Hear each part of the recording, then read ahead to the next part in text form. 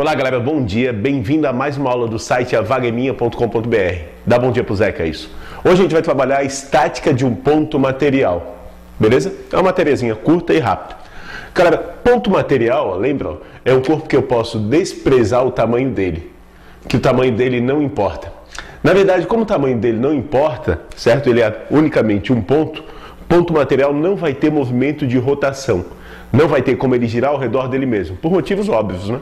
Ele não tem tamanho, se ele não tem tamanho, não tem como ele girar ao redor dele mesmo. O único movimento que um ponto material pode ter é o movimento de translação, beleza? Onde a translação é mudar a sua posição, sair de um lugar e ir para o outro. Galera, eu quero saber quais são as condições em que colocam um ponto material em repouso, parado. Estática é a parte da física que estuda exatamente isso, né? Um ponto material em repouso em relação referencial e inercial. Tudo bem? Para quem já estudou a lei de Newton é tranquilo, né? A condição para que um ponto material esteja parado é simplesmente que a força resultante sobre ele seja igual a quanto? Zero. Ok? Para ele ficar em repouso, parado, a soma das forças que atuam sobre ele tem que ser igual a zero. Quer dizer o seguinte, né? Se eu tiver aqui um objeto puxado para a direita por uma força F1, puxado para a direita por uma força F1 de 5 newtons, inicialmente em repouso, para que ele continue em repouso, ele tem que ser puxado para onde? Perfeito. Para a esquerda, por uma força também de 5 newtons. Ok? Basicamente, o que o cara tem que saber bem são vetores, né? Se eu tenho dois vetores, mesmo módulo, mesma direção e sentidos opostos, eles fazem o quê? Isso. Se anulam. Se ele se anula, a resultante dá zero. E se a resultante dá zero, todo o corpo que está parado permanece parado. Se sobre esse corpo ainda atuar uma força de 10 newtons para baixo, vamos chamar aqui de F3, 10 newtons para baixo, para que ele permaneça em repouso tem que ter uma força de quanto? Perfeito. 10 newtons para cima. Vamos chamar aqui de F4. 10 newtons para cima. Beleza? Dois vetores em sentidos opostos se anulam, né? E a resultante continua sendo zero. Então a matéria é bastante simples, né? A condição para que um ponto material esteja em repouso é que as forças se anulem, que a resultante dê zero. A única coisa que a gente tem que saber é somar vetores. Mesmo lado soma, sentidos opostos diminui, perpendicular Pitágoras, toda aquela aula de vetores que a gente já trabalhou. Se não viu ainda, dá uma olhada de novo antes de começar a fazer exercício de estática. Tudo bem? Qual é a condição então para permanecer em repouso? A força resultante em qualquer direção que a gente escolha tem que dar zero. Nesse caso aqui eu peguei duas direções preferenciais, né? Vertical e horizontal. Beleza?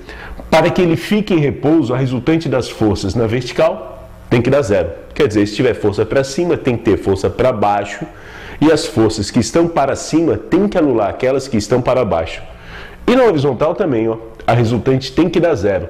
Ou seja, as forças que estão para a esquerda tem que anular aquelas que estão para a direita. Certo? Eu posso ter 3, 4, 5, 10 forças atuando sobre o corpo. Mas o princípio de resolução é sempre o mesmo. Para cima tem que anular o que está para baixo, para a direita tem que anular o que está para a esquerda. Se eu pegar essas duas direções preferencialmente, ok?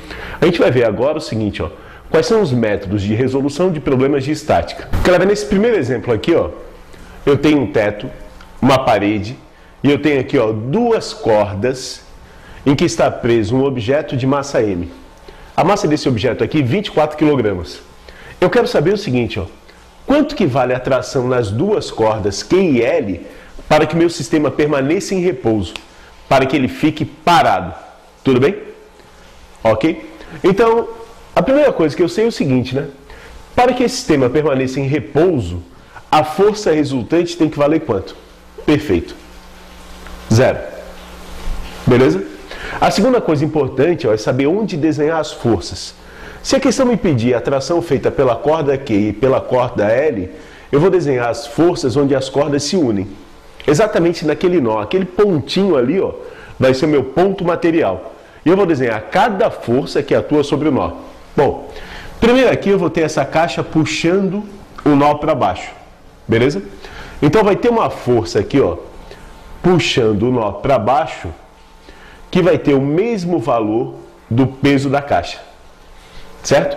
Na verdade a história aqui é um pouquinho mais complicada, mas a gente pode jogar direto o peso da caixa aqui, nesse nó. O que eu vou ter aqui na verdade? Deixa eu desenhar aqui no canto, ó, separado, depois eu vou apagar. Eu tenho uma corda e uma caixa, ok? A caixa tem o peso dela, ó, a força com que a terra puxa ela para baixo, tentando fazer a caixa descer, ok? Como aqui tem um nó, essa caixa tenta descer e puxa o nó para baixo. Toda ação tem uma reação. Se a caixa puxa o nó para baixo, o nó puxa a caixa para cima. Como a caixa não sobe nem desce, peso e tração vão ter que ter valores o quê? Iguais, né? Até desenhei um peso muito grande aqui. Peso e tração vão ter que ter valores iguais. Então, essa tração aqui, ó, vai ter o mesmo valor do peso da caixa. E essas duas, por serem um par ação e reação, também vai ter o mesmo valor do peso da caixa. Certo? Então, apesar do peso da caixa não atuar no nó, dele atuar na caixa, eu posso jogar o peso da caixa direto aqui no nó. Porque essa tração aqui, ó, vai ter o mesmo valor do peso da caixa. Tudo bem? Até aí foi? Só vou apagar ali. Galera, as cordas L e Q. Como é que são as forças feitas pelas cordas L e Q nesse ponto? Ó, o teto. O teto não deixa a caixa cair. Se não deixa a caixa cair, o teto puxa a caixa para cima. A força feita numa corda, ó, ou por uma corda, melhor dizendo, é sempre na direção da corda. Então eu tenho aqui a força TQ. Tudo bem?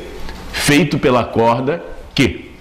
Essa parede aqui, ó, não deixa a caixa ir para a esquerda. Se o cara cortasse, essa caixa iria para a esquerda.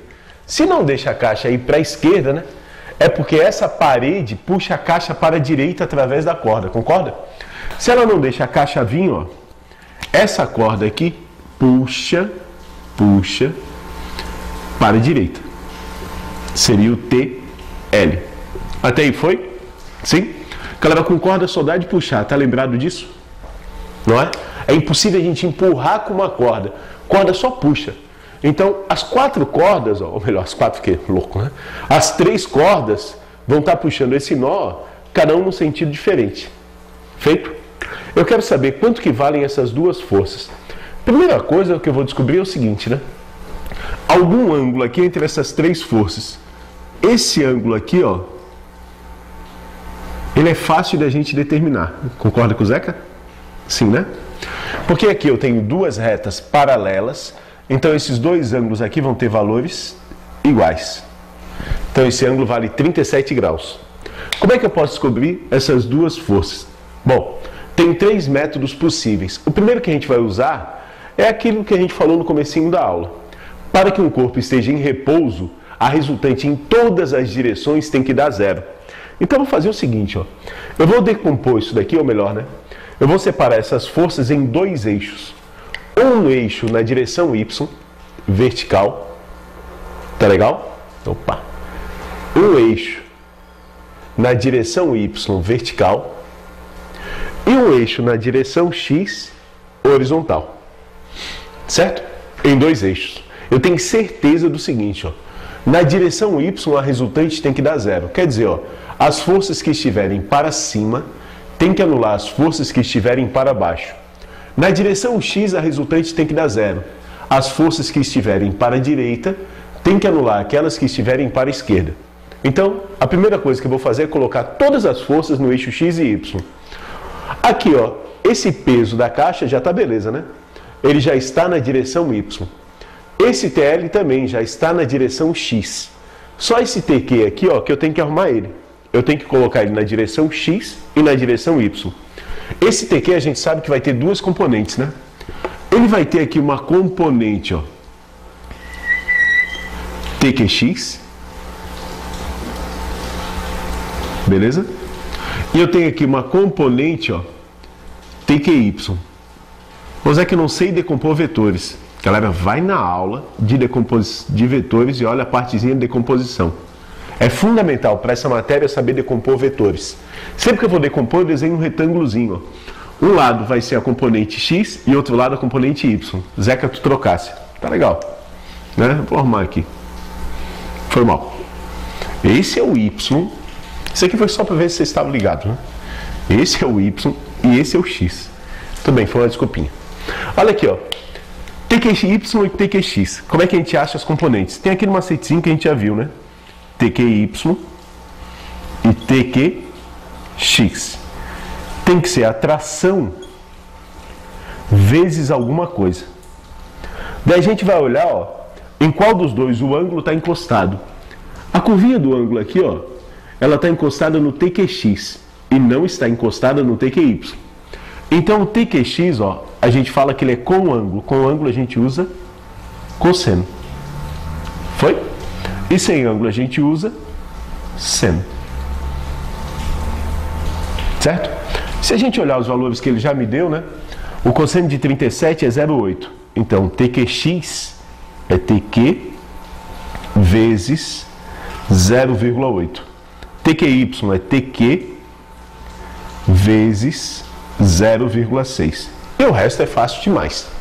Agora é só questão de igualar. Lembra aqui, ó, no eixo Y a resultante tem que dar 0. Então, o que estiver para cima tem que ser igual ao que está para baixo. Então vamos resolver primeiro aqui no eixo Y, né? No eixo Y, ó, o que está para cima, TQY, tem que ser igual ao que está para baixo, que é o peso. Bom, TQY é TQ vezes 0,6. O peso. Isso é que eu esqueci. Peso é fácil, né?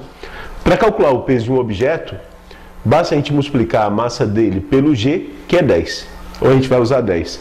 Se a massa é 24 kg, o peso vai ser 24 vezes 10, 240 newtons. Então, o peso aqui vale 240. Bora, 0,6. Está multiplicando, passa o quê? Dividindo, né? TQ vai ser igual a 240 dividido por 0,6. Certo? 24 dividido por 6 dá 4, né? Então isso daqui vai dar 400 newtons. Foi? Então o TQ, ó, que eu queria saber, já foi. 400 newtons. Agora vou fazer a mesma coisa para o eixo X. Certo? No eixo X também, né? Quem tiver para a esquerda tem que anular quem está para a direita. Então o TQX tem que ser igual ao TL. TQX é o quê? TQX é TQ vezes cosseno de 37, que é 0,8. O TL eu não sei ainda, né? O TQ eu já descobri, é 400. Vezes 0,8 é igual ao TL. Então o TL vale 320 newtons. Certo? Galera, aqui, ó. Em cada eixo, ó, eu vou descobrir uma força desconhecida. Então, usando esse método aqui, eu posso descobrir no máximo duas forças. A questão pode ter no máximo duas forças desconhecidas. Uma eu vou achar no eixo Y e outra eu vou achar no eixo X. Vou repetir, ó. O princípio é sempre o mesmo. Desenha as forças, traça eixo Y, eixo X, desenha as componentes de quem foi inclinado no eixo Y e no eixo X, iguala. Quem estiver para cima tem que ser igual a quem está para baixo. Quem estiver para a direita tem que ser igual a quem está para a esquerda. Ok? Uma segunda forma de resolver.